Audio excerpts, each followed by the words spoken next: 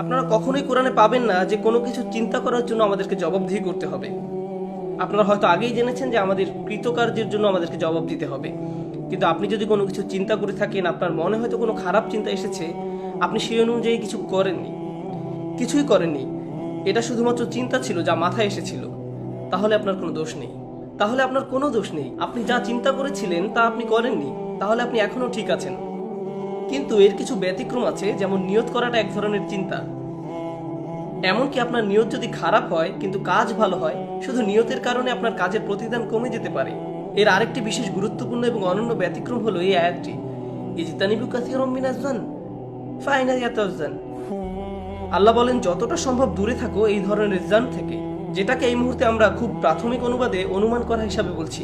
আর এই অনুমান করা আপনার মস্তিষ্কে ঘটছে, আপনি কিছুই বলেননি, কিছুই করেননি, কিন্তু তারপরেও আল্লাহ বলছেন এমনটি চিন্তাও করো না।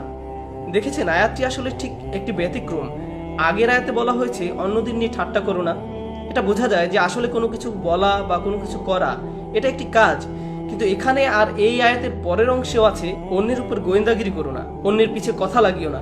এগুলোর সবগুলোই কোনো কাজ যা মানুষ করে থাকে। অন্যের উপর নজর রাখা, অন্যের বদনাম করা, এসব করো না, ঠিক আছে? কিন্তু এখানে আমাদের শিক্ষা দেওয়া হচ্ছে কিভাবে আমরা আমাদের চিন্তা করার প্রক্রিয়াকে বদলাবো। এটা খুবই গুরুত্বপূর্ণ। আমরা এই প্রক্রিয়ায় একটি শক্তিশালী অংশের শিক্ষা পাচ্ছি। মানুষ যেভাবে চিন্তা করে তা যদি পরিবর্তন না হয়, আপনি কিভাবে চিন্তা করেন বা আমি কিভাবে চিন্তা করি তা যদি পরিবর্তন না হয়, তাহলে কখনোই উন্নতি আসবে না। সবকিছুই আরো খারাপের দিকে যাবে, সবকিছু আরো খারাপের দিকেই যাবে। আসলে আল্লাহ এর পরেই খারাপ পরিণতিগুলোর কথা উল্লেখ করেছেন। গীবত করা, অন্যের পিছনে কথা লাগানো, একে অন্যের উপর গুপ্তচর বৃত্তি করা, একে অন্যকে বিশ্বাস না করা, এই সবকিছু এক ধরনের চিন্তাধারা থেকে শুরু হয়, একটি বিশেষ ধরনের চিন্তাধারা থেকে তৈরি হয়। আর আল্লাহ বলেন এই ধরনের চিন্তা থেকে যতটা সম্ভব দূরে থাকুন। এতটুকু ছিল শুধু ইজতানিবু কাসীরাম মিনাজ যান এর সূচনা। আসুন শুরুতে দেখা যাক ইজতিনাব শব্দটির দিকে।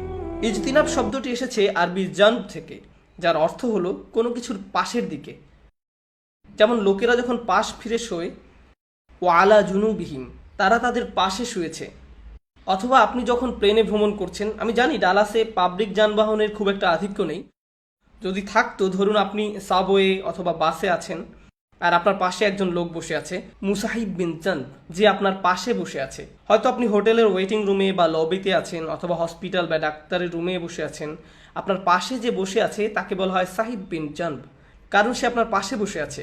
আর এর থেকেই খুব সুন্দর একটি ক্রিয়া তৈরি হয়েছে, আল ইজতিনাব। এর অর্থ হলো কোনো কিছু এড়িয়ে চলা যা আপনার ঠিক পাশেই আছে। এটির আক্ষরিক অর্থ হলো এড়িয়ে যাওয়া, কিন্তু এটা কিরূপ এড়িয়ে চলা বোঝাচ্ছে? এর মানে হলো এমন কিছু এড়িয়ে চলা নয় যা আপনার থেকে অনেক দূরে, আর এর দ্বারা আপনার কলুষিত হওয়ার সম্ভাবনা আছে। তাই আপনাকে নিজের পথ থেকে একটু সরে আসতে হবে একে এড়িয়ে চলতে হলে। এর থেকে আমরা শিখছি যে অন্যের প্রতি ধারণা পোষণ করা কোনোভাবে এড়ানো যাবে না, কারণ এটা সবসময় খুব কাছেই আছে, সর্বদাই আপনার ঠিক পাশেই আছে। এমন নয় যে আপনি বলতে পারবেন না আমি মানুষকে নিয়ে কোনো ধারণা করি না, আমি কাউকে বিশ্লেষণ করি না, আমি এমন না। কিন্তু সত্য হলো এটা সবসময় আছে। আর ইফতিয়াদ বা ইজতিনাবের কাঠামোটি আরবিতে এমন যে এটা বোঝায় আপনাকে চেষ্টা করতে হবে এর থেকে দূরে থাকার জন্য। এটা স্বাভাবিকভাবে আসবে না। যখন এটা ইফতিয়াদ কাঠামোতে পড়ে তখন এমন কিছু বোঝায় যা স্বাভাবিকভাবে আপনার মধ্যে আসবে না। এটা এমন কিছু নয় যে আপনি চিন্তা করেই করে ফেলবেন, এর জন্য চেষ্টা প্রয়োজন। তার মানে আপনি আগে যদি করেও থাকেন তাতে এখন কিছু যায় আসে না, কারণ আপনাকে এখন চেষ্টা করতে হবে এটা না করার জন্য। এটা এমন কিছু নয় যা পরোক্ষভাবে আসে, এটা শ্বাস প্রশ্বাস নেওয়ার মতো নয়, এটা পরোক্ষ কিছু নয়। তাই ইজতিনাবু মানে হলো আল্লাহ আমাদেরকে যা থেকে দূরে থাকতে বলেছেন তা থেকে আপনাকে মনে মনে সতর্ক থাকতে হবে। আর আপনাকে বুঝতে হবে যে আপনি সর্বদাই একটা ভুল করে ফেলার মতো বিপদের মধ্যে আছেন। কেউ এটা মনে করতে পারবে না যে সে যথেষ্ট আত্মশুদ্ধি লাভ করেছে বা পবিত্রতা লাভ করেছে এই ভুল করা থেকে। যদি এমনটা না হতো তাহলে আল্লাহ খুব সহজেই আমাদের বলতে পারতেন লা তাজুনব। এটা খুব সহজ একটা নির্দেশ। সবচেয়ে ভালো বক্তব্য হলো যখন কম বলা হয়, অনুমান করো না, লা তাজুনুব আম বাদিকুম বাদা, একে অন্যের প্রতি ধারণা পোষণ করো না। কিন্তু তিনি বলেছেন ইজতানিবু কাসীরাম মিনাজ যান্নি। এটা আসলে ভাবকে আরো সম্প্রসারিত করে প্রচার করে। এটা শুধু অনুমান করো না, এর থেকে বেশি কিছু প্রকাশ করছে। এটা এড়িয়ে চলো, কারণ এটা সর্বদাই ঠিক তোমার পাশে থাকবে। এরপর তিনি যুক্ত করেছেন কাসীরন। এটাও খুবই আজব। যখন ইব্রাহিম আলাইহিস সালাম দোয়া করেছিলেন যে আমাদেরকে মূর্তি পূজা থেকে বিরত রাখুন, তিনি কিন্তু কাসীরন শব্দটি যুক্ত করেননি, আমাকে এবং আমার বংশধরদেরকে মূর্তি পূজা থেকে বিরত রাখুন, তিনি এমনটা বলেননি।